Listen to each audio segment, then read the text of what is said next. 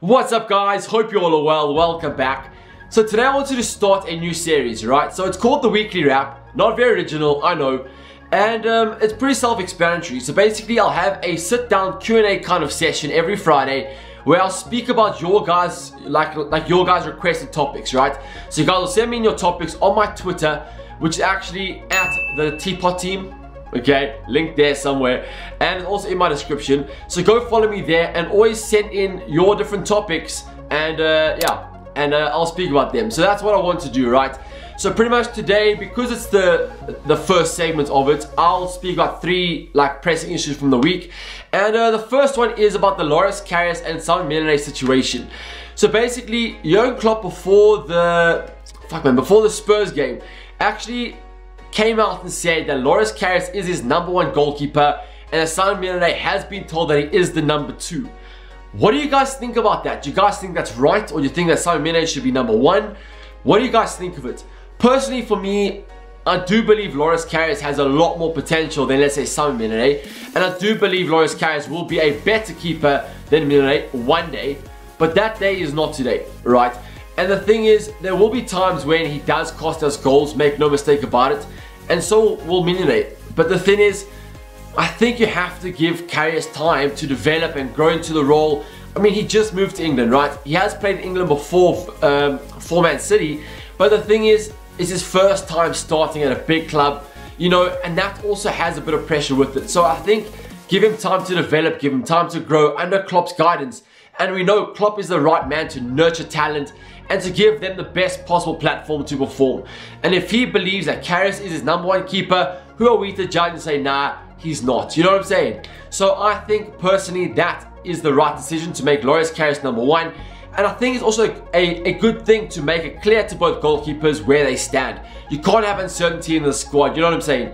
And the thing is, Mignolet took it extremely well, and he was very hard working and fighting for his place the last few weeks, and he's always had a good attitude. So that's where I stand on the whole thing. So basically, I love Mignolet's attitude, that he wants to fight for his place and he will not give up. And the thing is, that will push Karius harder and harder, and that'll push him to become the goalkeeper that we want him to be, right? And vice versa. You know what I'm saying? And if Karius does go through a bad spell, we do have Mignolet, who is a good goalkeeper. Make no mistake about it, he's a good keeper, you know? So that's where I stand in the whole situation. Where do you guys stand in it? Let me know down below. The second issue, and I think it's the most controversial, is the Sakho situation. Pretty much all the main journos have come out and said that Sakho has no future at Liverpool and he will be sold in January. For me, it makes a lot of sense. Personally, it makes a lot of sense. And they say after his whole Snapchat rant, that kind of was the end of his Liverpool career. Even though he didn't have one, it was the end, you know what I mean? And like the final straw with Jurgen Klopp. And the thing is, even though now he's playing for under 23s, it's more about making sure he's match fit, so that in January he can be sold to a top club. Personally, I wouldn't accept anything less than about 12 to 15 million pounds. He's still a very good centre back. But the thing is, with attitude problems like that, you can't afford to have someone around your squad who is going to cause trouble. And you don't need that, especially under Jurgen Klopp. He likes that family attitude, you know, where you're all together, togetherness. And if Sakho thinks that he's bigger than the club, you know what? Who are we to judge and say, nah, he should stay? You know what I'm saying? I personally believe what Jurgen Klopp is doing is right and that he should be sold. You can't undermine your manager, and especially if your manager is world class and he's proven it. You know what I'm saying? You can't undermine him.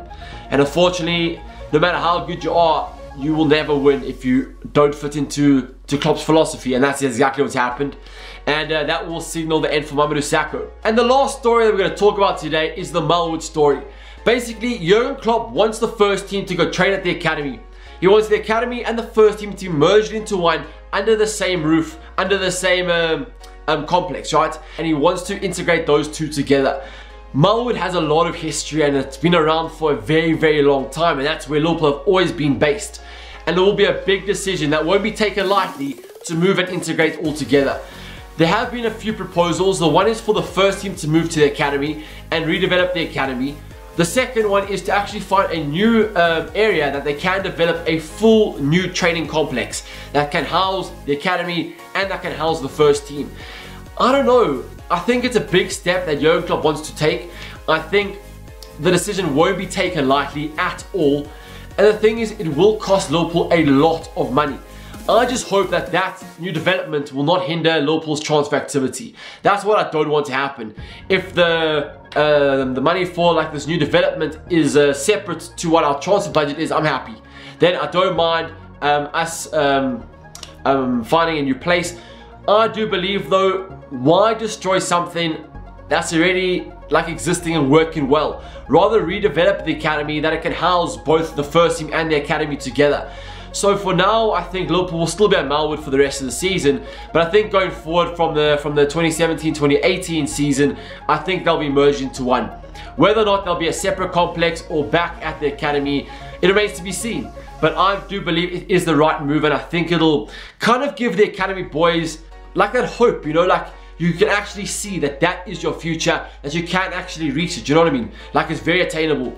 And I think it's very important that your first team integrates with your with your academy, and that on all levels you are integrated, you know, and like you are all together as a family. I think it's very important. So that's where I stand. Where do you guys stand in the whole matter? Let me know. And remember guys, submit all your new subjects for next week throughout the week. Send me DMs, send me like just some mentions, you know, and I'll cover them for next episode. Hope you guys enjoyed. Guys, also, do you like this? Let me know if you like it. I don't know, and only I can grow and I can improve with your help, so let me know. Remember guys, to smash a huge thumbs up. It really does mean a lot. Subscribe if you guys haven't subscribed already, and I'll actually catch you tomorrow for a gaming video. Basically, for the gaming video, it was fairly unanimous that I need to integrate my Liverpool gaming with my main channel. You guys wanted a separate channel, well a few of you did, and I need to come to a compromise, right? I was never going to post anything other than a Liverpool career mode on this channel if I were to do gaming here. I think a few of you guys misunderstood that. So I was never going to do anything more than Liverpool career modes, right? But the thing is, if I did a separate gaming channel, excuse me, I would incorporate all different type of games. I would do funny videos, that kind of thing. That's what I was asking, right? So yeah, so I'll have a new gaming video out tomorrow, a Liverpool career mode number 2. And yeah, let me know what you think. Hope you guys are all excited, and I'll catch you soon. I'm extremely exhausted. Went out last night and feeling a bit of the effects today. So yeah, hope you guys enjoyed nonetheless, and have a great weekend, and enjoy the game tomorrow. Please God, we can't beat Crystal Palace. And Big Ben has always been a thorn in our side, but we need to deal with him tomorrow. And yeah, I'm rambling on now, and yeah, sick. Oh yeah, sweet. Yeah, cheers. Bye.